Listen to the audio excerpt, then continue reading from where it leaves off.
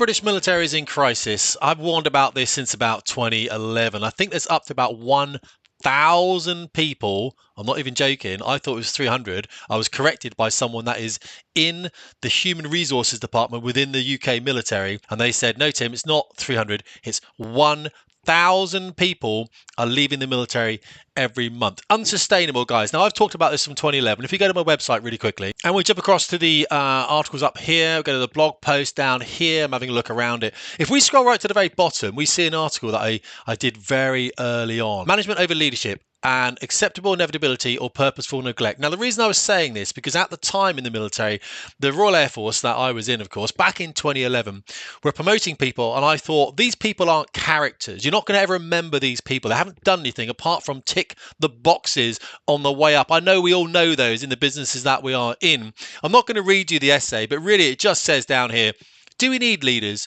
or do we need managers? And what I was really saying, without getting sacked, we're going to do ourselves a huge disservice if we keep going this same way. If we're promoting people who are devoid of character, are not inspirational. And I think this is what we're going to have a look at in this article today, because we are in a very bad time. It's a race to the bottom, and I think we should have a look at this. So, Army to recruit soldiers with ADHD, autism, and ME amid staffing crisis. So this is one of the things I say to people, all right? So you're going to get the military that you deserve. Same thing with the police, and I've said this for a long time now. So the Ministry of Defence is to take on a wider range of candidates as number of troops plummet to lowest levels in 200 years. As I said, I was talking about this back in 2011. We could see this happening. I left the military 2018. I've been out for 6 years. They're asking me to come back. Now, you know, guys, I've hit the military pretty hard over their diversity grift as I saw it, and the damage that was going to do by bringing Stonewall in, the equality champions, all this kind of nonsense. The Ministry of Defence will allow young people with ADHD, autism, and chronic fatigue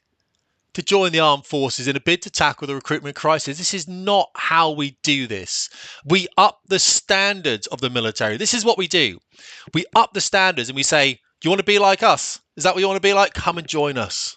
Come and be like us. Go and watch a Royal Marines advert. Human beings are programmed to fear the unknown. It's deep within us.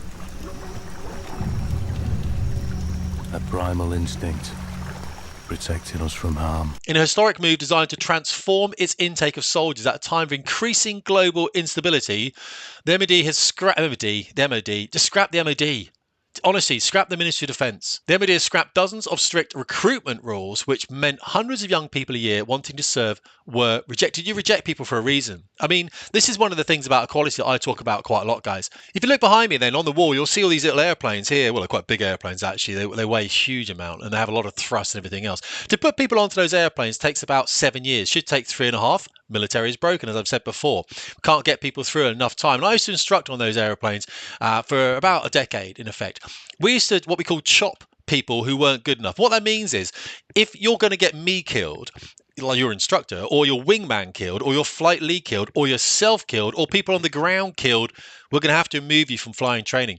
In the school I teach at the moment, Shadowlands, we have high standards because we have to have high standards. This is this morning's mission. You've got guys that are doing formation work with each other. It's an incredibly difficult thing to do. So in real life, if these guys hit each other right now, lots of pixels explode and no one cares, and I rebrief them and everything's fine.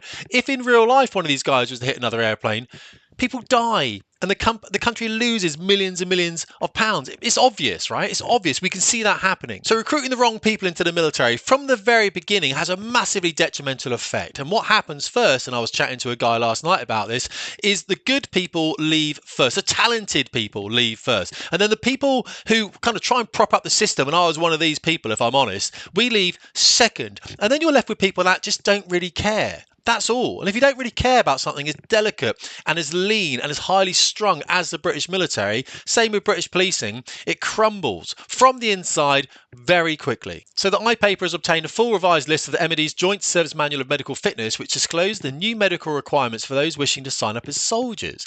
Those suffering from a range of certain conditions will now be considered fit until proven unfit, compared with previously. I can see where this is going. So what we can do is we can just recruit lots and lots of people. Recruitment figures go up. We haven't got to prove that we've got a recruitment issue anymore. And then when they're in the service, we can say, well, is he fit or not? Well, let's just get rid of them. But their statistics look good, don't they? And that's the main thing with this government, isn't it? That the statistics look good. Don't forget, this was all led over the last 14 years by a Conservative government.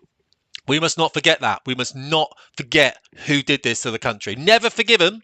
Conservatives never forgiven. Don't forget that. The complete list of medical changes goes far wider. This is incredible. As well as relaxing rules for recruits suffering from a range of mental health issues, recruits with a history of alcohol and drug misuse, high blood pressure and back pain will now no longer be automatically rejected.